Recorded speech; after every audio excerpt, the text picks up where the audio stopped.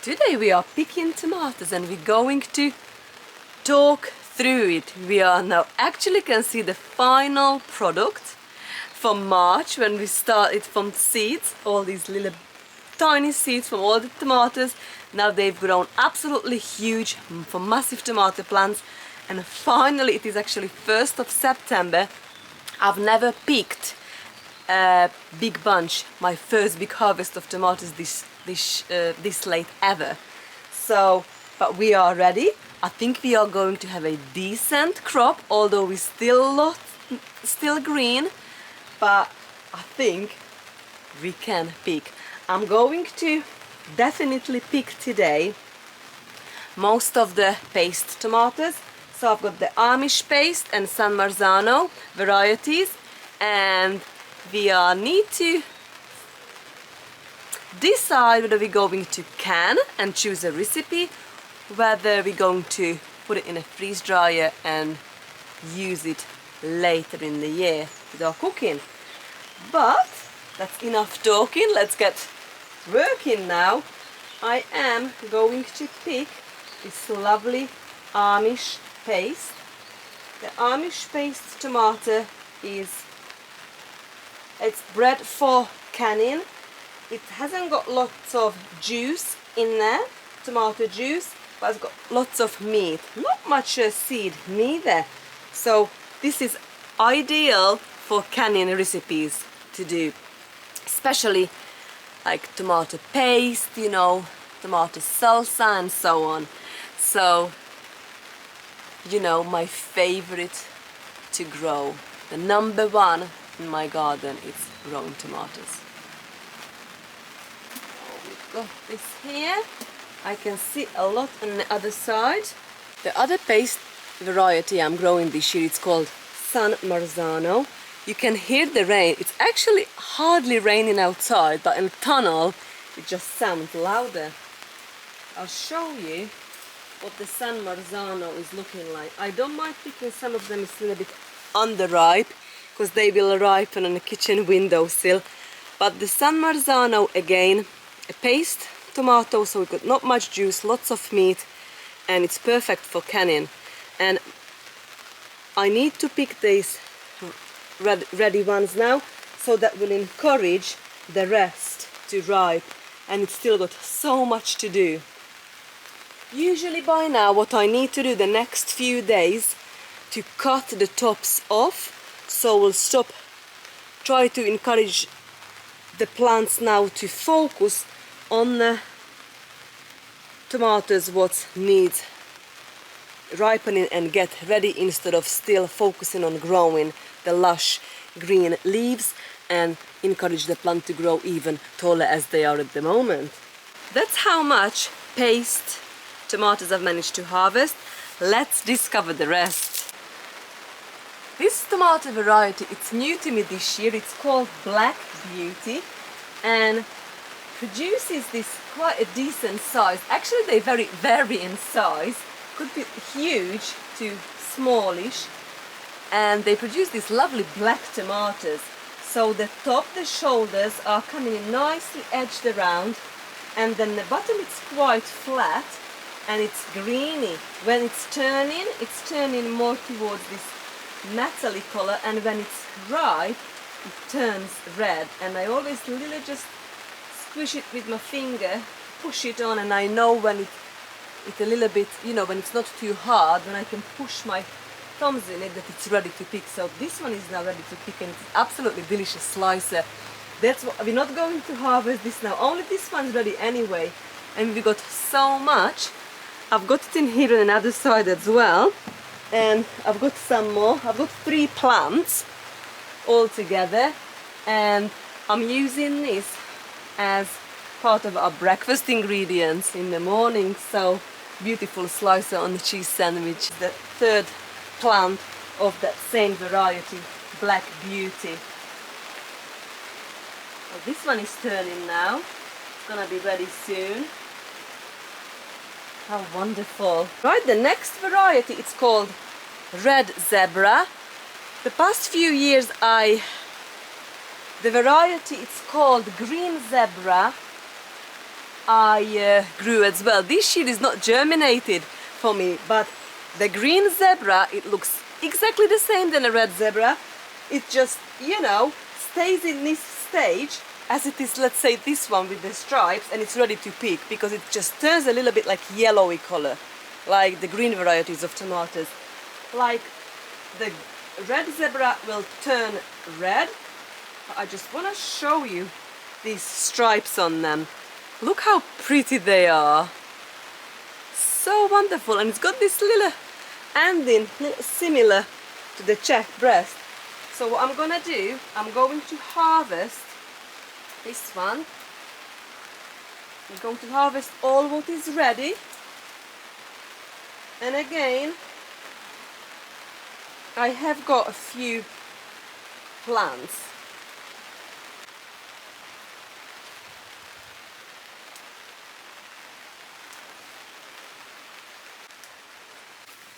The next variety, what is new to me again this year, it's called Hanging Prince.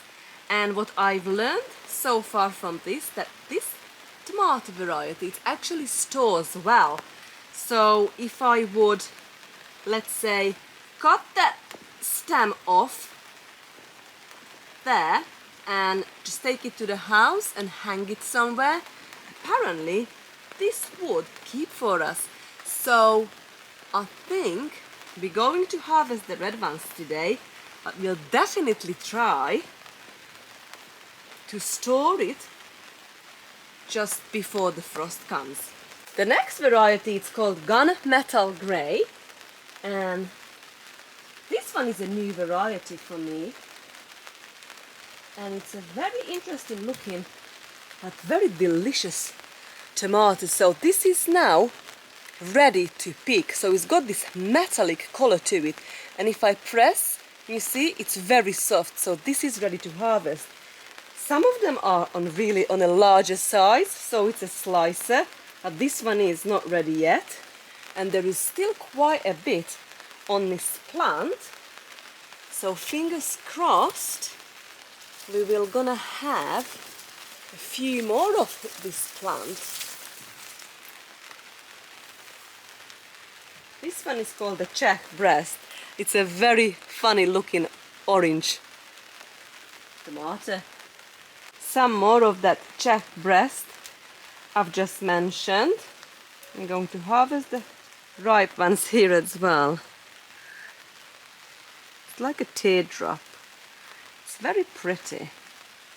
What is confusing me, I've labeled this one here as Gunmetal Grey, but this one is clearly another variety, and I'm not sure. It's very lovely looking yellow, and it's got that little metallic gunmetal color in there, so I'm thinking this might be a cross-pollinated, not sure. But yeah, I've grown the Czech breast before, but this one is a new variety. This one is quite a large size of that Czech breast.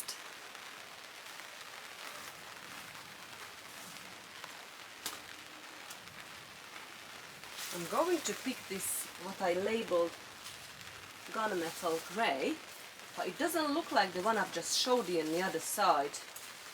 So I'm a little bit confused about this one, to be honest.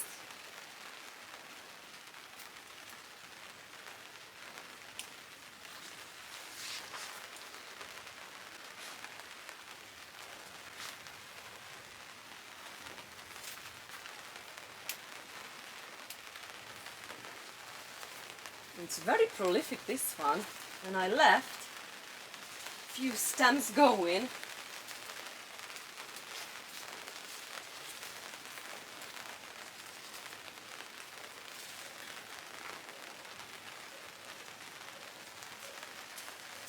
Usually the yellow tomatoes is on a lower acid side, so it's not great for water bath canning, but if we're gonna mix it together, should be alright.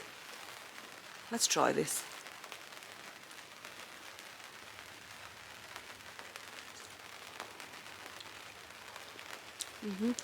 It's nice, very meaty. And you see, It's not that sweet, but it's really lovely. It is nice. Next one we are going to pick, it's called the Black Russian. I love growing these tomatoes and my husband loves it as well. It makes a lovely tomato sandwiches. It's absolutely delicious. So we love the Black Russian.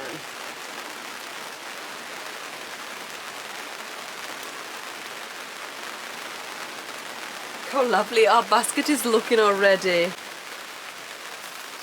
This one's here, it's called brandy wine.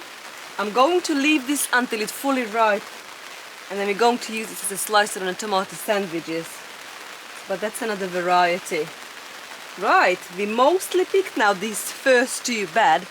Let's go and discover the rest. Okay, this bed is got the tomatillo, what we also need picking, not today, and cherry tomatoes. So the first cherry tomatoes in this bed is the Sun Gold.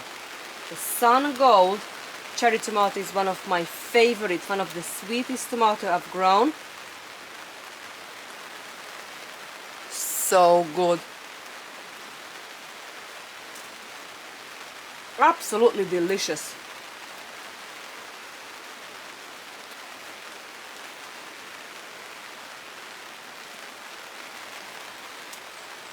I'm going to eat all these but split, they're still good. Okay, the next one absolutely made me laugh when I first started noticing this crazy cherry, because it had like millions of flowers. It still got so many flowers, and it turns to this lovely yellow. It's so productive. Honestly, I don't know if you would count this, it must have like hundreds and hundreds of tomatoes on this, just on a single plant. But they produce this beautiful yellow cherries. Let's try one.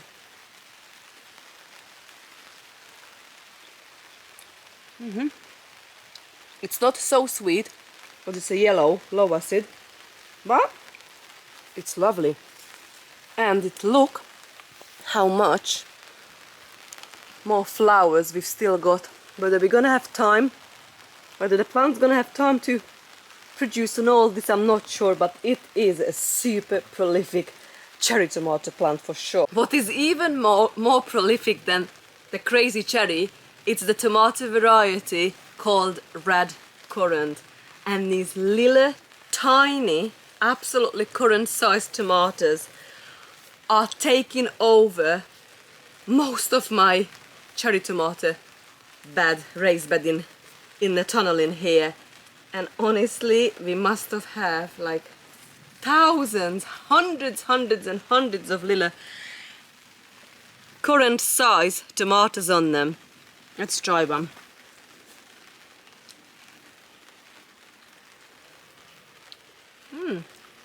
It's a very nice snacking tomato. Wow. What I'm gonna do now, I think, this is gonna take me ages because I have got so many in here to pick. I think I'm gonna get another little like a bowl for this, and then we're gonna harvest that in that. The next cherry tomato variety, it's called black cherry, and I'm just gonna pick a few and I'm going to show you what a decent, lovely cherry tomatoes these are. Look at them, and they are in fact delicious. I've been munching on these. So good. Absolutely delicious.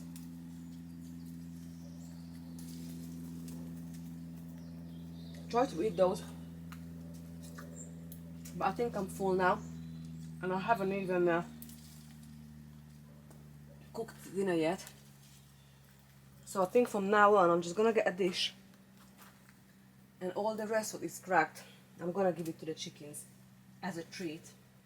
There is one more cherry tomato variety I would like to pick, and this one is called the Green Doctors. And this one, I think it might be gonna become my favorite cherry tomatoes. Even though it doesn't look much, look. In fact, I forgot to harvest because I'm growing this one first time again as well this year, and I never thought that this is ripe because it's still green, but it is the most delicious cherry tomato, honestly. These are all cracked now because they're overripe. I'm gonna give this to the chickens.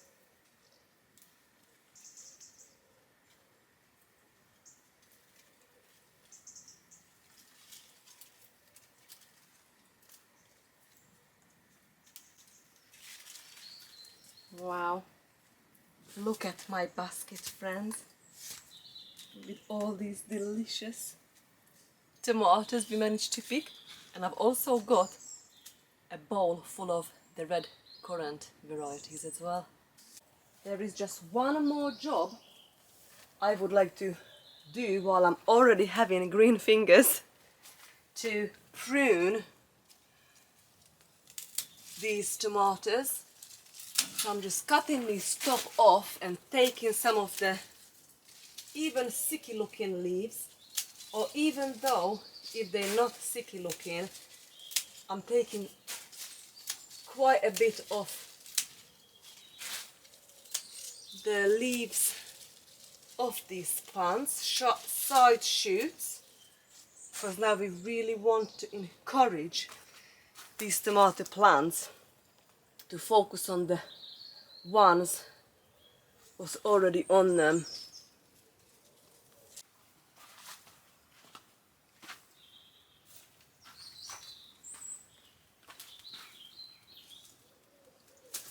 Shoot.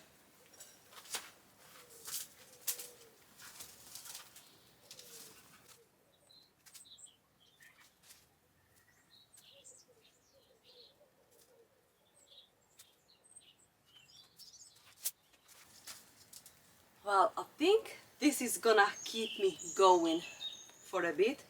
So I have managed to pick all these lovely tomatoes. So we've got the paste and all the different cherry slices and the rest, and these little currant tomatoes.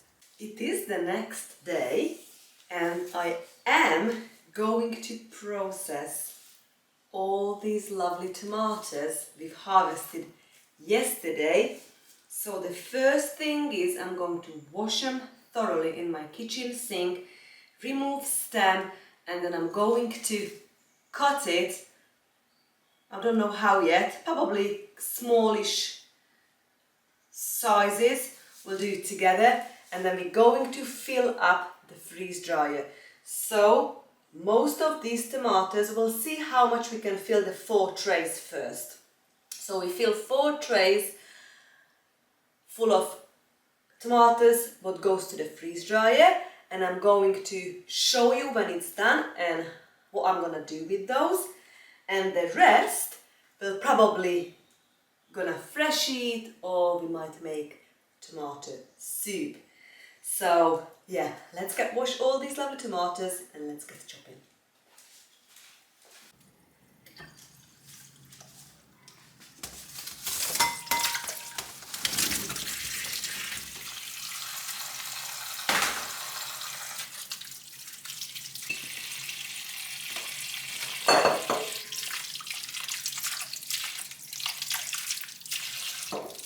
I've decided to take the stems off now while I'm washing it.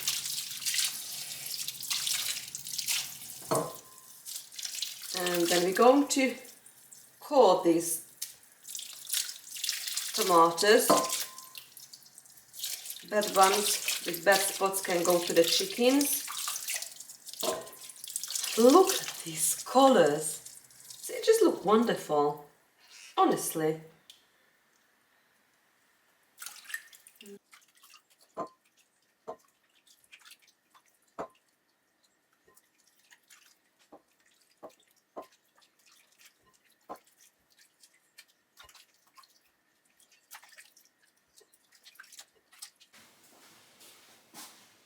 Okay, all the tomatoes are now washed.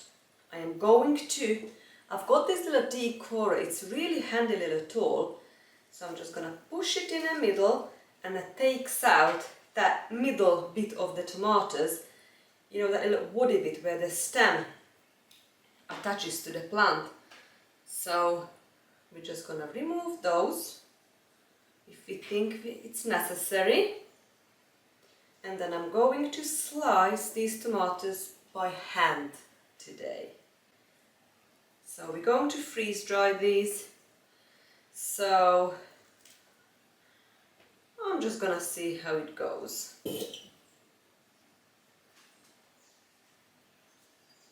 Just sharpen my knife. I like to have a nice sharp knife when I'm dealing with tomatoes.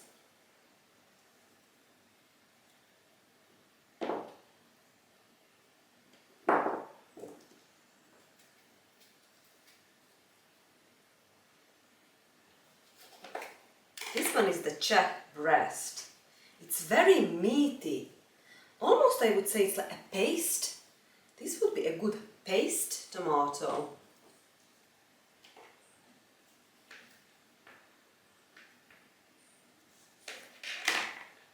That's the red zebra. It's very juicy, like a slicer, a red Russian.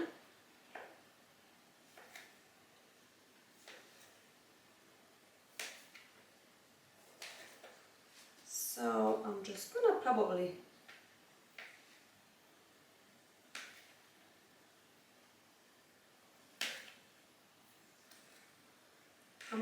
half the cherries.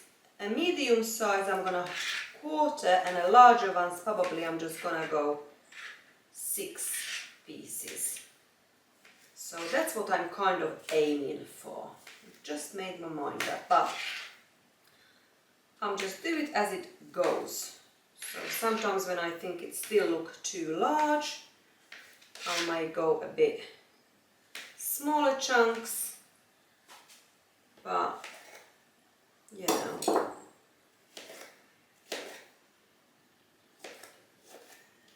This is a job on a rainy day. It's raining now. What I love doing, and this smell still brings me back that middle of summer's day. Now, today's 2nd of September already, friends. Can't believe it. So I'm just gonna get another dish. One for the ones what's ready and one for the what goes to the compost. And I'm aiming to fill 4 freeze-dried trays. I've got a medium harvest right freeze dryer with 4 trays. So that's what I'm aiming to fill today. Any leftovers we're just gonna fresh eat, or if we've got plenty left, I'll make lovely tomato soup tomorrow. Another big job next couple of weeks, what I need to be focused on, there are the apples started coming in fast now. So my favorite thing to make with our apple orchard, we've got about at least 10 apple trees, and they are doing so well this year. So we've got loads and loads of apples. So we fresh eat as much as we can. We are giving for our animals as well, to our animals daily. But my favorite preservation method when it comes up apples, it's making apple juice. So we are pressing the juice, and that needs to take place very soon. Most of I would say September and October. I'm just cutting out the bad-ish bits and just keep chopping, slicing as it goes. We're kind of aiming for kind of a similar size. When we talk about the freeze dryer, you know, but should be okay.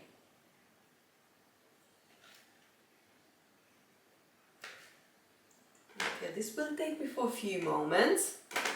So when I've done with all this job, I'll bring you back. And we're gonna go to the annex. That's where my freeze dryer is. And then we're going to turn that on. 15 minutes before I think I'm gonna finish this off, I run out and I'm gonna turn on the freeze dryer. It will take 15 minutes before they are ready to receive the trays. So the chamber needs cooling down for that amount of time. Okay, I'm ready to put these chopped tomatoes now in a freeze dryer trays. Let's see if we can put them all on it.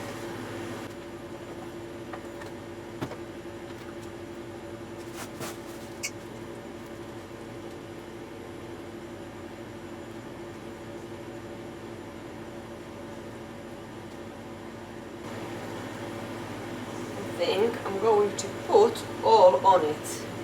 We've managed. I forgot to weigh it though. Should have weighed it. Never mind. Okay. We still got 5 minutes left until we can load the freeze dryer. And I'm just going to wash my hands and see you back in a sec.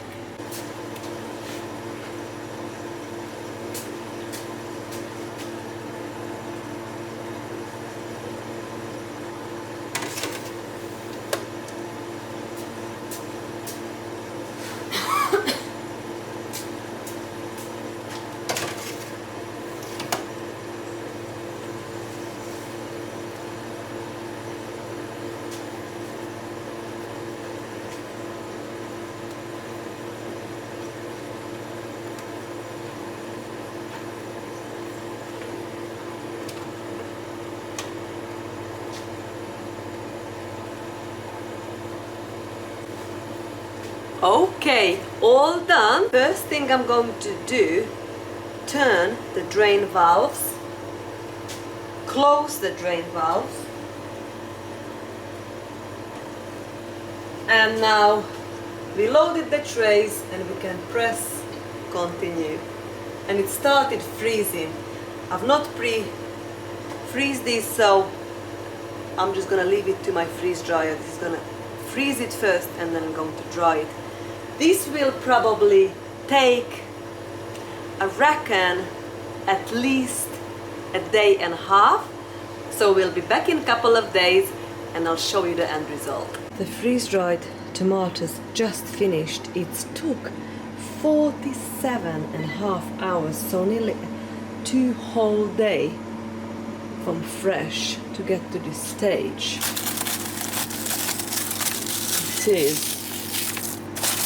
It is dry. So what I'm going to do now, I'm going to put them in jars. I've got 3 quart jars and one, possibly a little bit more. It's a different shape as well. And I'm just going to take the oxygen out of them with my little machine. And basically that's it. Look how beautiful these colors are. I've already tried them. It tastes amazing.